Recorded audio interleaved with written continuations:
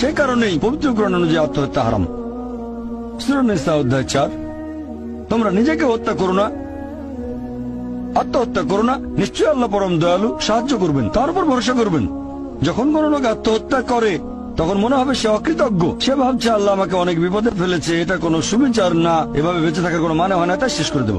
আল্লাহ পবিত্র কোরআনে বলেছেন, সূরা বাকারা অধ্যায় নম্বর 2 আয়াত 286, এটা সূরা বাকারার একেবারে শেষ আয়াত, যে আল্লাহ সুবহানাহু ওয়া তাআলা কারো উপরেই তার সাধ্যের অতিরিক্ত বোঝা চাপিয়ে দেন না। আল্লাহ কারো উপরে এমন কোন বোঝা চাপিয়ে দেন না যেটা তার সাধ্যের অতিরিক্ত। এটা আয়াতের প্রথম অংশ। এই আয়াতটাতে আরো বলা হয়েছে আমরা এই দোয়া করব, ইয়া আল্লাহ সুবহানাহু ওয়া তাআলা আমাদের উপর সাধ্যের অতিরিক্ত বোঝা চাপিয়ে দিও না। আয়াতের প্রথম অংশে আল্লাহ কথা দিয়েছেন যে আমাদের উপর তিনি সাধ্যের অতিরিক্ত বোঝা চাপাবেন না। তাহলে আমরা কেন দোয়া করব যে হে আল্লাহ আমাদের সাধ্যের অতিরিক্ত বোঝা চাপিয়ে দিও না? এর কারণ হচ্ছে আমরা নিজেদের কবর খুঁড়ি, আমরা নিজেদের উপর সাধ্যের অতিরিক্ত বোঝা চাপিয়ে দিই, সমস্যা বাধা আমরাই বলছি অনেক সম্পদ দাও, আল্লাহ দিচ্ছেন। তাই আমরা আল্লাহর কাছে দোয়া করছি আল্লাহ যেন নিজেদের কারণে নিজেদের উপর সাধ্যের অতিরিক্ত বোঝা না চাপিয়ে দেন।